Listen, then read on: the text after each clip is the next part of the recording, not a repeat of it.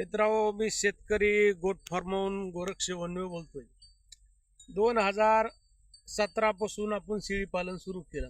19 मध्ये चांगलं जोरात चालू झालं.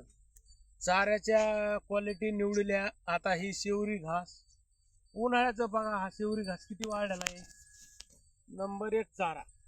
दुसऱ्याच्या धंद्यावर, बिझनेसवर आपण कधीही अवलंबून राहू नये. कारण माणसं म्हणतात चहाची टपरी असावा पण स्वतःची असावा. मित्रांनो, आपला छोटासा धंदा आहे पण त्या धंद्याचे आपण मालक येतं. आणि माझ्याबरोबर जवळजवळ 20-25 शेतकरी घेऊन आपण सोबत चालतो. कारण शेळी पालन हा धंदा 6 महिन्यात पैसे पलटी होते. त्याच्यात पलटी होतात म्हणजे डबल होते. कुठली राष्ट्रीयकृत मोठी बँक सुद्धा आपल्याला डबल पैसे देत नाही. त्याच्यामुळे शेळी पालन हा व्यवसाय नंबर 1 आहे. थोडा चिकाटीचा आहे, मेहनती आहे.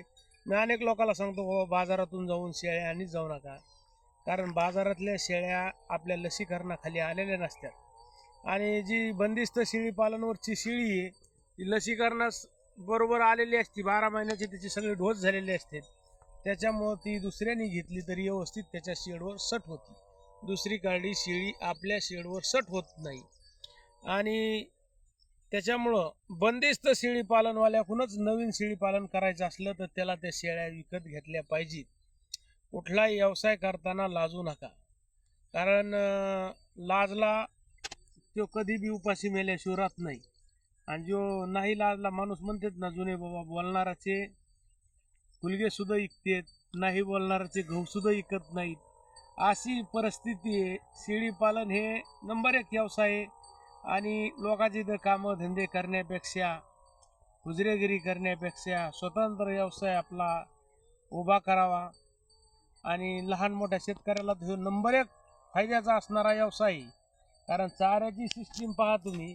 प्रत्येक ठिकाणी आपले प्लॉट कसे आहेत चाऱ्याचे, चौखडचे पाहता. कॅमेरा चौखड फिरायला होतो पहा, कसे प्लॉट आहेत चौखड.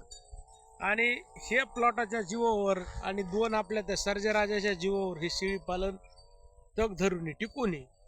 आणि याच्यातली मला पूर्ण माहिती असल्यामुळं नवीन शेळी पालन कोणालाही करायचं असलं तरी मला फोन आल्याच्या नंतर मी एक प्रामाणिकपणे माहिती सांगतो. कधी आपण लबाड माहिती कोणाला देत नाही. कारण आपल्या लोकांकडे पैसे झाले तरच विकास होईल. नाहीतर आपल्याच लोकांचे जर आवाज दाबण्याचा किंवा त्याचा धंदा बुडवण्याचा प्रयत्न काही लोकांनी बऱ्याच वेळ दिवसापासून केला, ते काही सक्सेस होत नाही. शेवटी तो माणूसच बुडवतो पण त्याचा समोरच्याचा व्यवसाय बुडत नाही. कारण कधी कुणाचा आवाज दाबण्याचा प्रयत्न करू नये. आवाज मोकळा करावा. आपलंही नाव त्याच्याबरोबर निघत असतं. कुठलीही सत्ता, व्यवसाय कालांतराने चिरकाल कुणाच्याही घरी राहत नसतो किंवा काळ कुणाचाही बसून नसतो राहत. आम्ही 17 ते 19 ही परिस्थिती अत्यंत बिकट होती. पण 2 शेळ्याच्या जीवावर शेळी पालन करून ती परिस्थिती हळूहळू आता पूर्व स्टेपला आणलेली आहे. त्याच्यामुळं नवीन जर शेळी पालन कुणालाही करायचं असलं तर माझ्या संग संपर्क करा. संपर्क नंबर आहे 93 07 15 30 98.